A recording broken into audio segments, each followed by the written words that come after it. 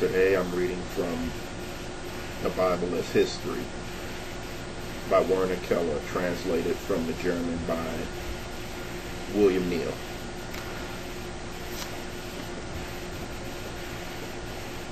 Chapter 11. On the Road to Sinai.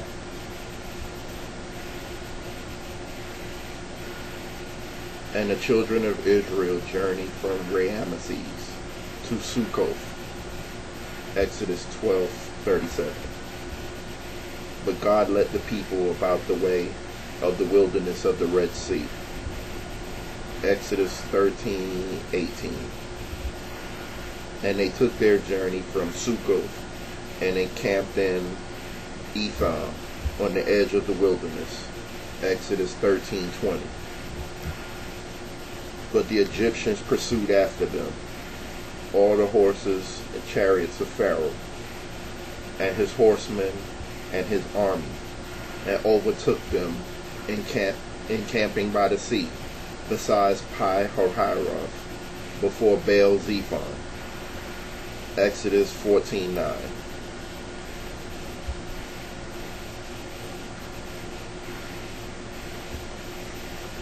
The first section of the route followed by the fugitives can easily be followed on the map. It is expressly noted that they did not travel in the direction of the way of the land of the Philistines, Exodus 13:17, which was the route from Egypt to Asia via Palestine.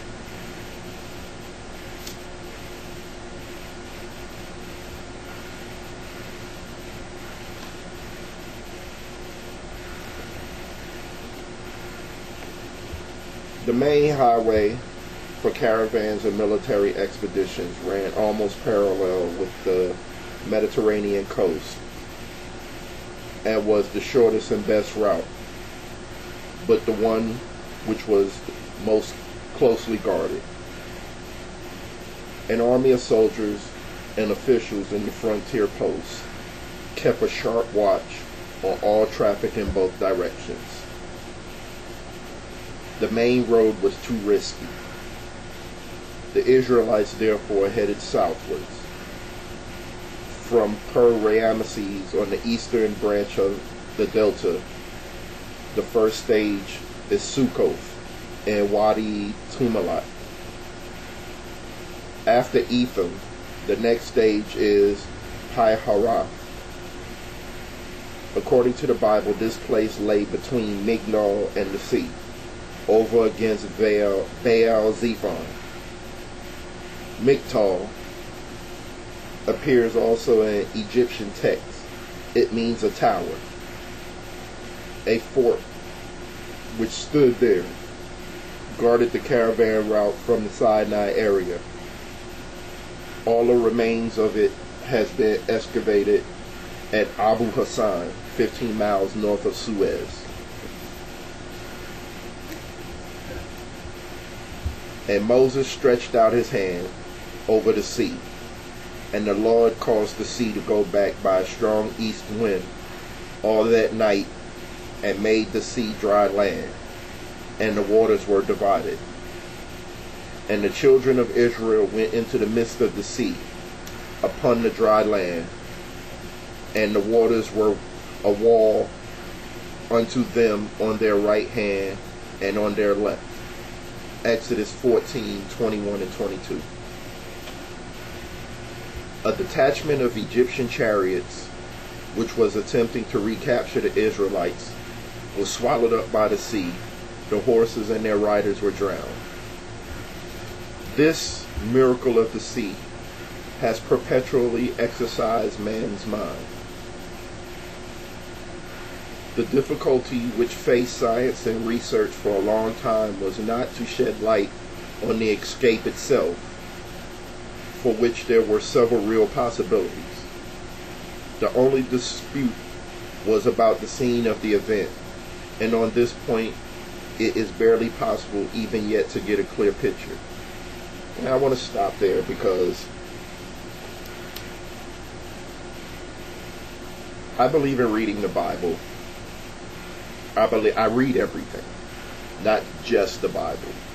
And I don't say that in a way that's derogatory about the Bible. Far from it. I believe that there's an indication of God's word, which is the Bible. There's an indication of God's word in everything in man outside of the Bible. For example, when you talk about the story of Noah, which is well documented in the Bible, you have this story of Gilgamesh, which tells the story of the same flood from a different point of view or a different person. When you go into the Bible, Abraham believed in God, and when he visited Melchizedek, Melchizedek had a knowledge of that same God, but he called him by a different name than Abraham called him by. So as I read through books and stuff like this, it's not to say that I agree with everything or the necessary point of view of the author that's writing it, but there are little indications of truth that doesn't destroy what the Bible says versus verifies what the Bible says. So let me continue. The first difficulty was one of translation. The Hebrew words Yam Suf are sometimes translated as the Red Sea, other times as the Reed Sea. The Reed Sea is frequently mentioned. For we have heard how the Eternal dried up the water from the Reed Sea before you left Egypt. Joshua 2:10. Moffat's translation. In the Old Testament, up to Jeremiah, it is called the Reed Sea. The New Testament speaks only of the Red Sea, Acts 7:36 and Hebrews 11:29. Again, I specify that particular point of view of the author because as I was reading, the thing that I've come to find out as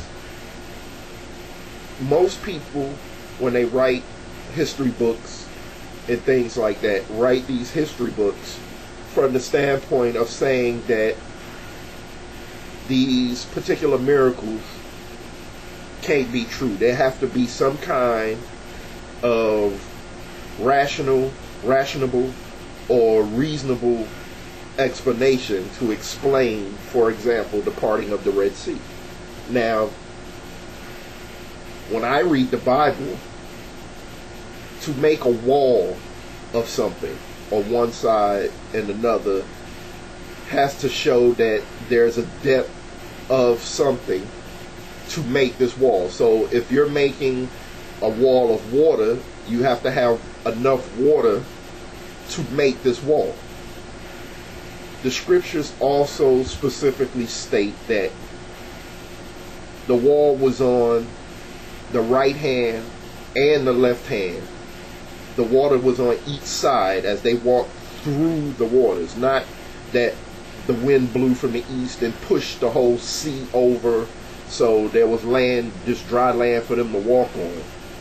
The Bible specifically states this miracle, that it split the sea open and the children of Israel walked through the midst of the sea with a wall of water on each side, and they walked on dry land.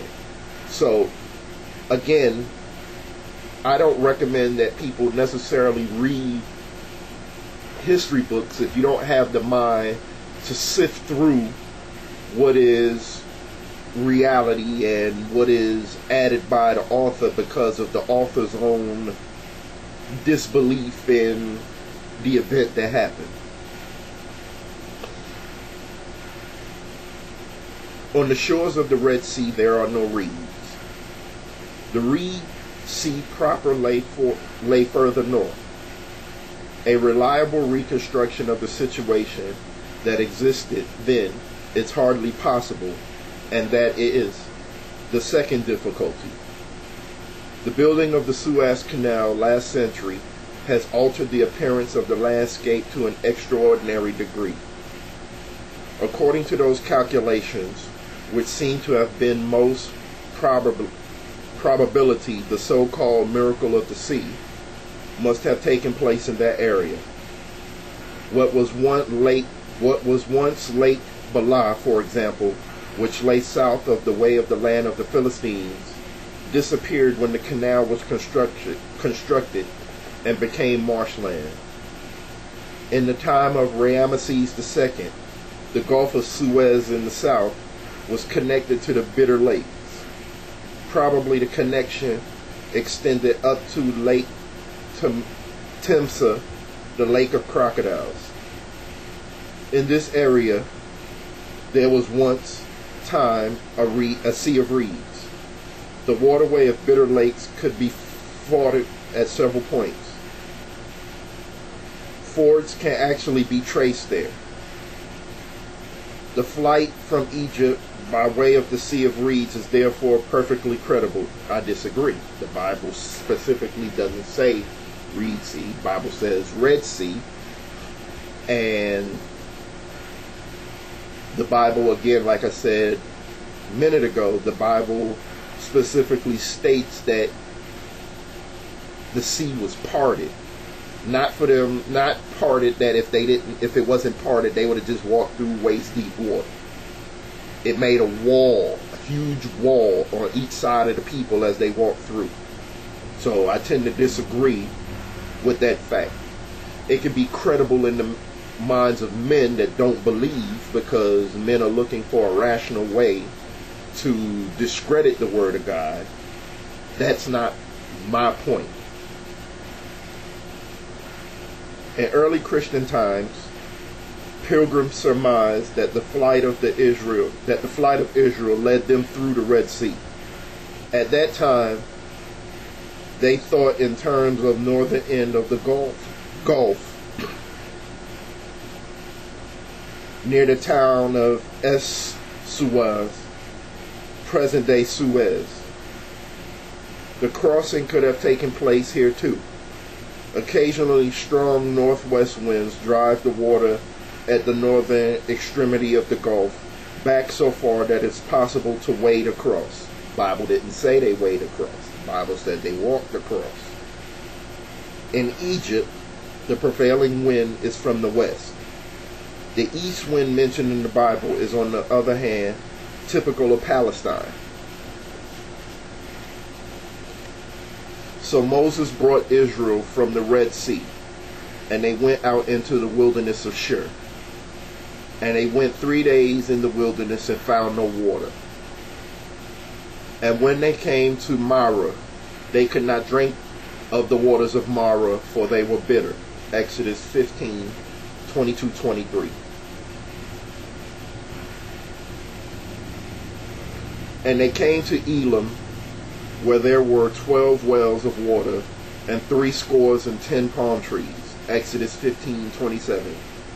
And they took their journey from Elim, and all of the congregation of the children of Israel came unto the wilderness of Sin, which is between Elim and Sinai. Exodus 16:1. The laborious journey begins.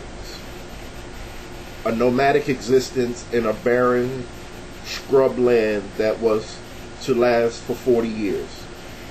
With donkeys, goats, and sheep, only short stretches of about 12 miles a day could be covered. That's the author's opinion. The goal each day was inadvertently the next watering hole. 40 years the children of Israel wandered round the edge of the desert, from well to well, from watering hole to watering hole. From the stopping places which the Bible mentions, the most important stages of the journey can be marked out. The route is realistically and convincingly described in Numbers chapter 33. As we should expect with a mixed company of human beings and animals, they never moved far from the oases and pastures of the Sinai Peninsula and the Negev.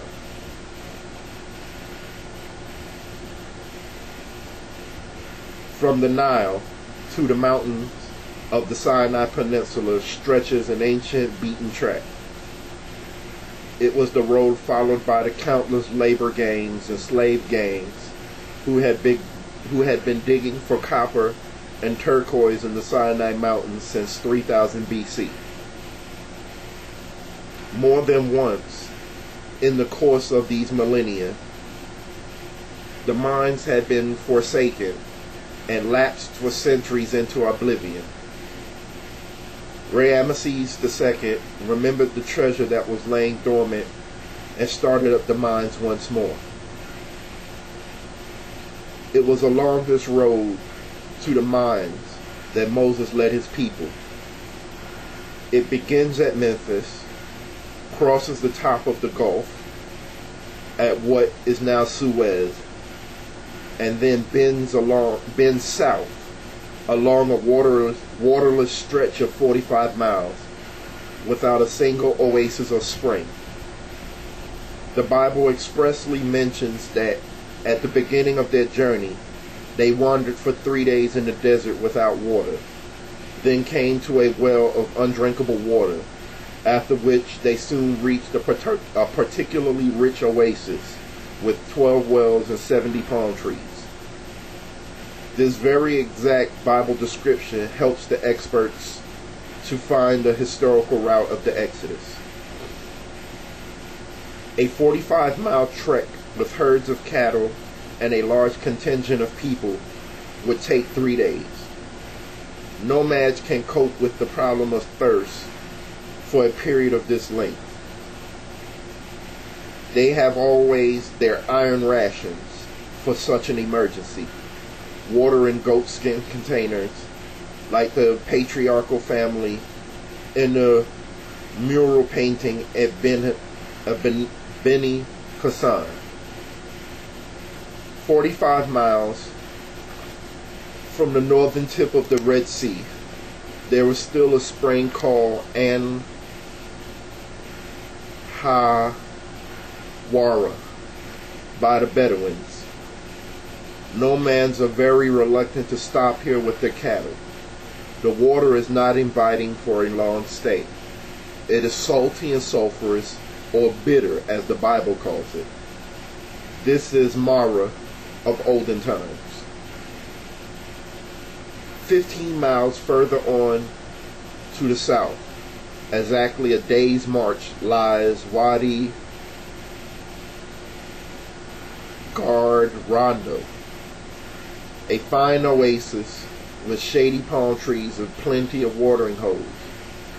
This is the biblical Elim, the second stopping place. After Elim begins the wilderness of Sin, on the shores of the Red Sea, now known as the plain of El-Kah. The children of Israel have come no great distance, but they are untrained and unused to privation after what was, despite its rigorous, a well-fed and well-ordered life in Egypt. It is no wonder that they gave tongue to their disappointment and complaints. However, they were able to augment their scanty diet with two unexpected but most welcome items. And it came to pass that even the quails came up and covered the camp.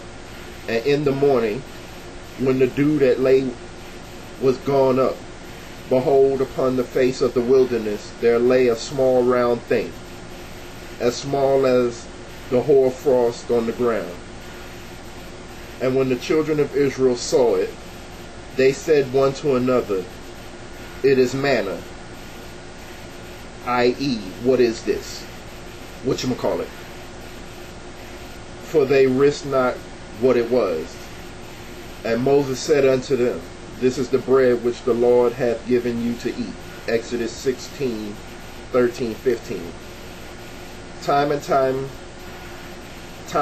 and again, more or less profound discussions have taken place over this question of the quail and the manna.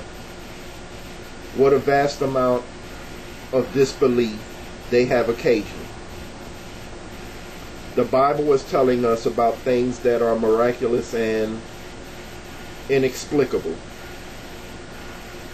On the contrary, quails and manna are perfectly matter-of-fact occurrences. We need only ask a naturalist or native of these parts who can see the same thing happening today. The exodus of the Israelites begins in the spring, the time of the great bird migrations. From Africa, which is summer, becomes unbearably hot and dry. The birds have from time immemorial migrated from Europe along two routes. One route goes via the west coast of Africa and Spain, the other via the eastern Mediterranean to the Balkans. In the early months of the year, quails, together with other birds, fly across the Red Sea, which they must cross on the eastern route. Exhausted by their long flight, they alight on its flat shores to gather fresh strength for the next stage of their journey over the high mountains of the Mediterranean. Josephus, from his Antiquities 3:1-5, describes an experience of this kind, and even today, the Bedouins of this area catch the exhausted quails in spring and autumn by hand. As far as the famous manna is concerned, we have reliable information from the botanists. To anticipate, anyone who is interested in manna will find it on the list of exports from the Sinai Peninsula.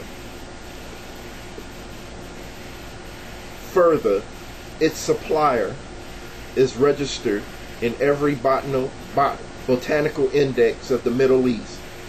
It is the Tamarix Mannifera.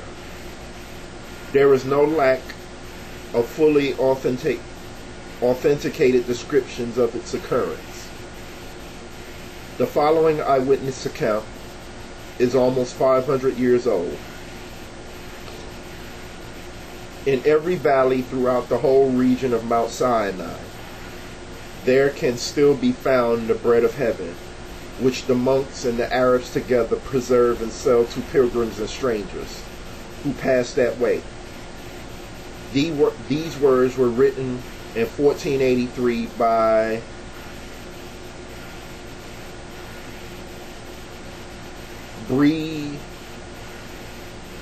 Bry Tenbach, Dean of Mentz, in an account of his pilgrimage to Sinai. This same bread of heaven, he continues, falls about daybreak like dew or hoarfrost, and hangs in beads on grass, stones, and twigs. It is sweet like honey and sticks to the teeth. We bought a lot of it. In 1823, the German botanist G. Eatenberg published a paper which even his colleagues received with incredulity. His explanations seemed indeed to ask people to believe too much, namely that this notorious manna is nothing more than a secretion excluded by tamarisk trees and bushes when they are pierced by a certain type of plant loaf which is found in Sinai. 100 years later, an organized manna expedition was underway. Frederick Simon Bodenheimer and Oscar Theodore, botanical experts from the Hebrew University at Jerusalem, set out for the Sinai Peninsula to clear up the disputed question of the existence of manna once and for all. For several months, the two scientists investigated dry water courses and oases in the whole area of Mount Sinai. Their report caused a sensation. They not only brought back the first photographs of manna and fully confirmed the finding of Breitenbach and Ittenberg, but also established the factual truth of the Bible description of the desert migration of the people of Israel. Without the plant loaf mentioned first by Ehrenberg, there would in fact be no manna at all. These little insects live primarily off tamarisk, which are a type of tree indigenous to Sinai. They exclude a particular resinous secretion, which according to Bodenheimer is about the same shape and size of a coriander seed. When it falls to the ground, it is white in color, but after lying for some time it becomes yellowish brown. Naturally, the two scientists did not fail to taste the manna.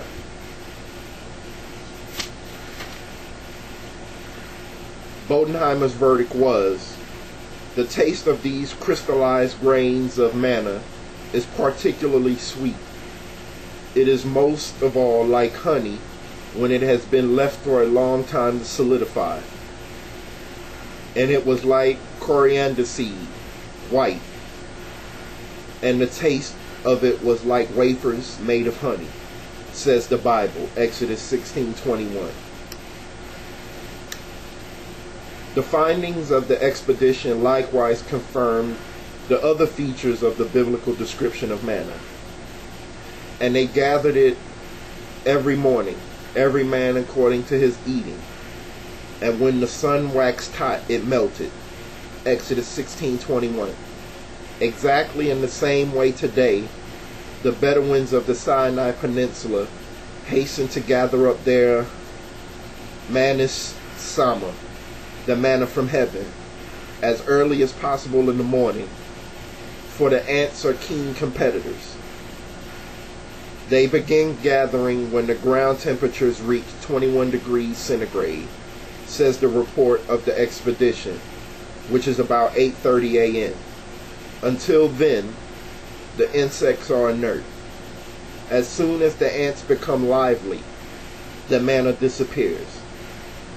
That must have been what the biblical narrator meant when he said that it melted. The Bedouins prudently do not forget to seal the manna that they have collected carefully in a pot. Otherwise, the ants pounce on it. It was just the same in Moses' day during the sojourn in the desert. But some of them left of it until the morning, and it bred worms. Exodus 16:20. The incident of the manna depends on favorable winter rains and is different from year to year. In good years, the Bedouins of Sinai can collect 4 pounds per head in the morning, in considerable quantity, which is quite sufficient to satisfy a grown man. Thus Moses was able to order the children of Israel to gather of it every man according to his eating. Exodus 16:16. The Bedouins knead the globules of manna into a puree, which they consume as a welcome and nourishing addition to their often monotonous diet. Manna is indeed an exportable commodity, and if it is carefully preserved, forms an ideal iron ration, since it keeps indefinitely. And Moses said unto Aaron, take a pot and omer full of manna therein, and lay it up before the Lord to be kept for your generations. Exodus 16. And the children of Israel did eat manna 40 years, until they came to a land inhabited. They did eat manna until they came unto the borders of the land of Canaan. Exodus 16:35.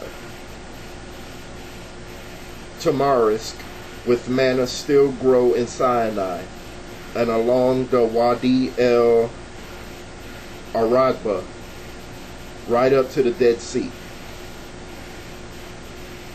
So far we have listened to science, but the question that has to be asked is whether we have not at this point crossed the frontiers of science and entered the territory of the unknown, the sphere of the miraculous.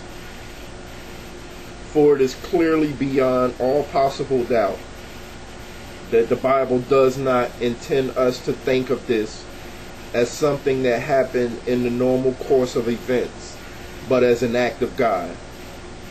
The same thing is true of the quails. And they took their journey out of the wilderness of sin and encamped in Dophkah. Numbers 23:12. Several hundred meters above the waters of the Red Sea lie the monotonous expanse of the wilderness of sin. On this torrid plateau, the only things that break the bright yellow flatness of the sand are camel thorns and sparse brushwood. Not a breath of wind or a breeze fan the traveler's brow. Anyone following the ancient beaten track to the southeast encounters an unforgettable sight.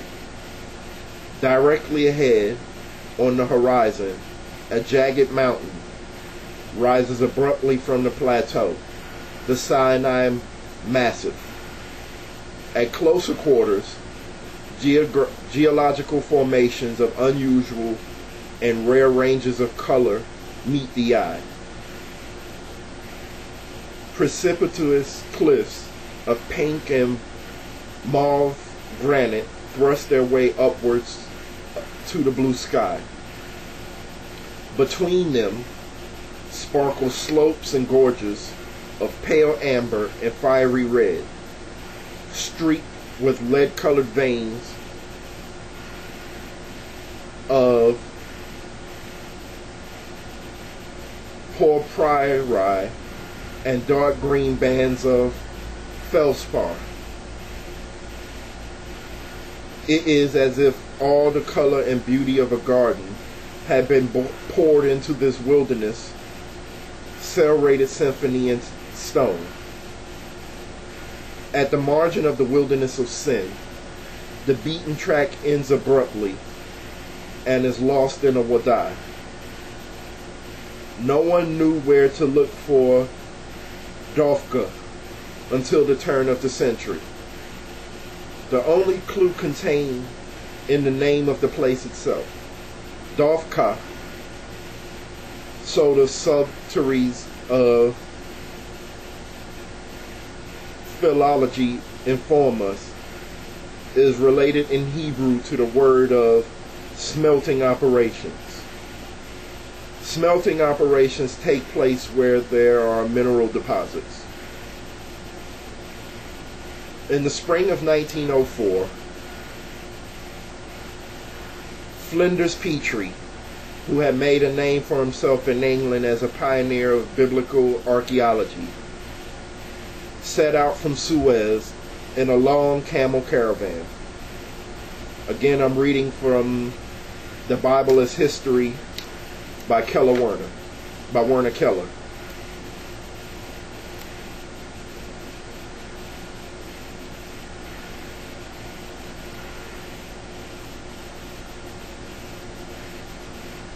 a virtual mass formation of scholars, 30 surveyors, Egyptologists, and assistants accompanied him. From the banks of the Suez Canal, the expedition followed the line of the Egyptian beaten track into the wilds of Sinai, through the wilderness of Sin, as far as the mountains. It has followed the same route as Israel.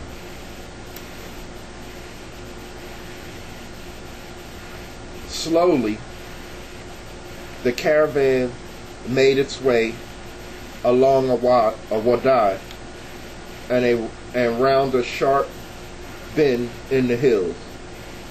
Suddenly, time seemed to rush back 3,000 or 4,000 years.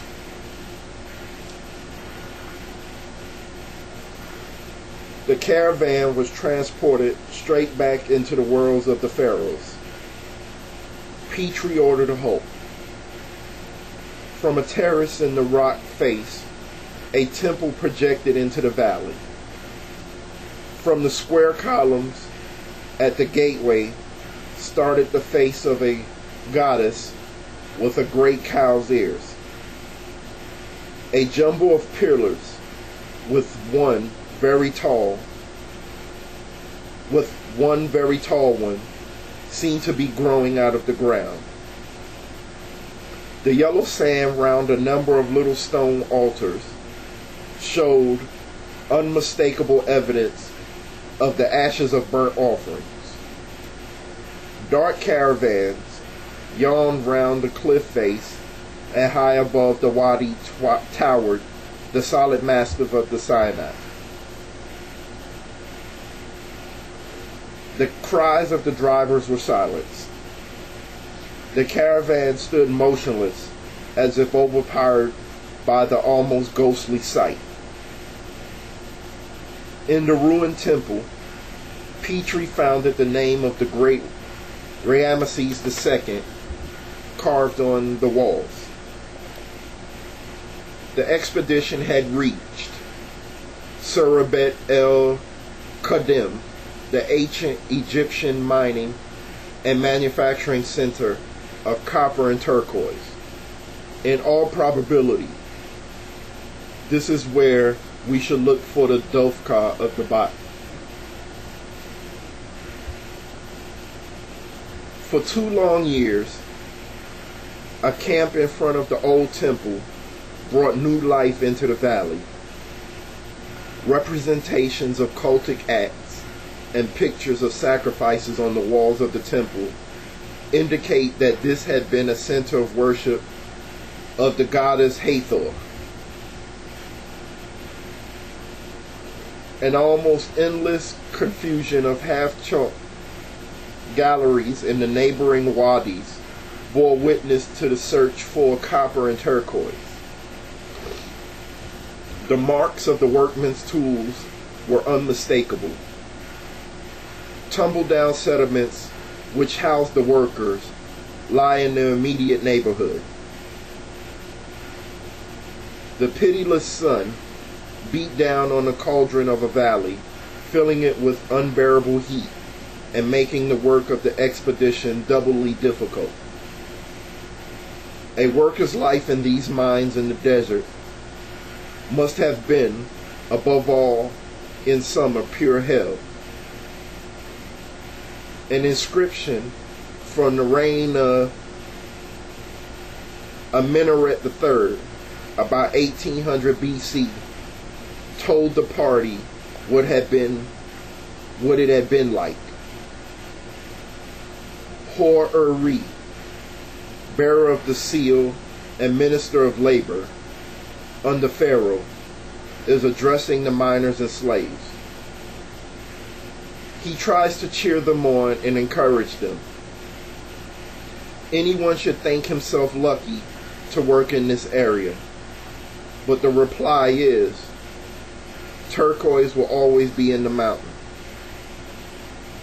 But it is our skin that we have to think about at this time of the year. We have already heard that ore has been quarried at this season. But really, our skin is not made for this sort of thing at this time of the year.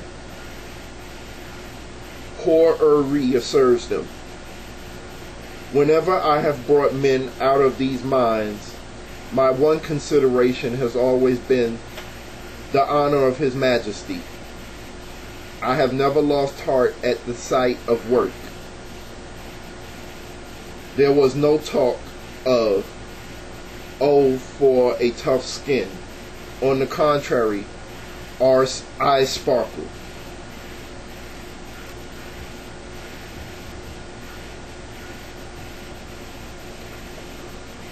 While the excavations in the old mines, the dwelling houses, and the temple precincts were in full swing, only a few paces from the sanctuary of the goddess, fragments of stone tablets were dug out of the sand together with a stature of a crouching figure. On both the tablets and the sculpture were unusual markings. Neither Flinders Petrie nor the Egyptologists in the party could make anything of them. They were obviously written in characters of a type never seen before. Although the inscriptions give a pictographic impression, they were reminiscent of Egyptian hieroglyphs. They can hardly be said to be a picture language. There are too few different signs for that. When all the circumstances of the find had been carefully gone into, Flinders Petrie came to the following daring conclusion. Workmen from Ritino, who were employed by the Egyptian and are often mentioned, had this system of linear writing. The inference that follows from that is extremely significant, namely that about 1500 BC, these simple workmen from Canaan were able to write, and that the type of writing is independent both of hieroglyphics and cuneiform, Sanskrit. Further, it invalidates once and for all the hypothesis that the Israelites who came through this area from Egypt were at that stage still illiterate. This explanation aroused considerable attention among antiquarians, paleontologists, and historians. All existing theories about the origin and the first use of writing in Canaan were at once out of date. It seemed incredible that the inhabitants of Canaan could have had their own type of script as far back as the middle of the second millennium BC. Only from the text of the Sinai tablets could it be proved whether Petrie was actually right. Immediately on his return to England, Petrie had the tablets copied.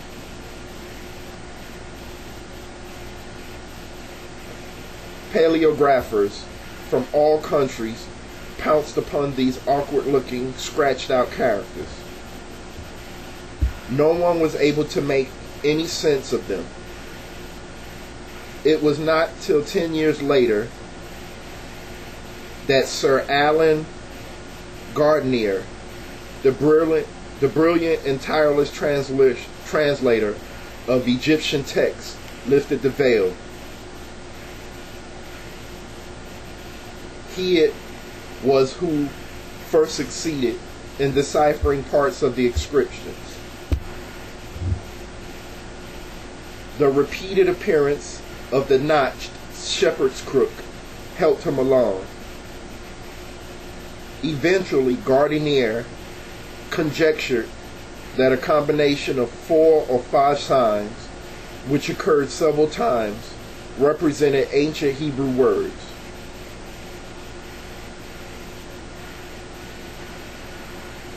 The 5 characters he interpreted as dedicated to the goddess Baalah.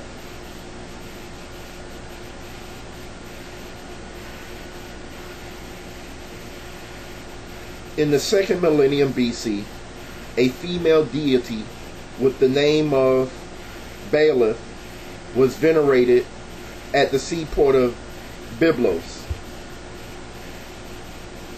It was the same goddess that the temple at Serebet el Qadim had been erected by the Egyptians. Only the Egyptians called her Hathor. Workmen from Canaan had dug for copper and turquoise besides her temple. The chain of evidence was complete. The significance of the discovery at Sinai did not fully emerge until 6 years after Flander Petrie's death, by which time it had become further exhaustive research and study. Gardiner had only been able to decipher part of the strange character. 30 years later, in 1948, a team of archaeologists from the University of Los Angeles found a key which made it possible to give a literal translation of all the characters on the Sinai tablets.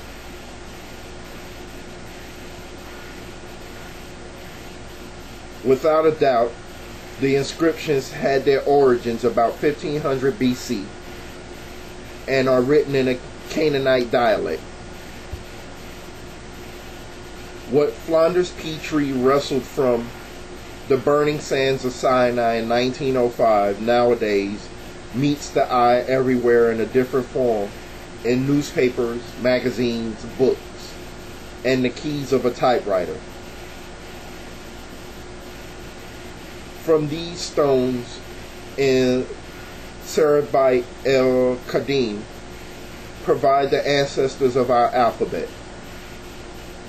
The 2 primary modes of expression in the Fertile Crescent, namely hieroglyphics and cuneiform, were already quite ancient when a 3rd fundamental way of expressing man's thoughts was born in the 2nd millennium BC, namely the alphabet.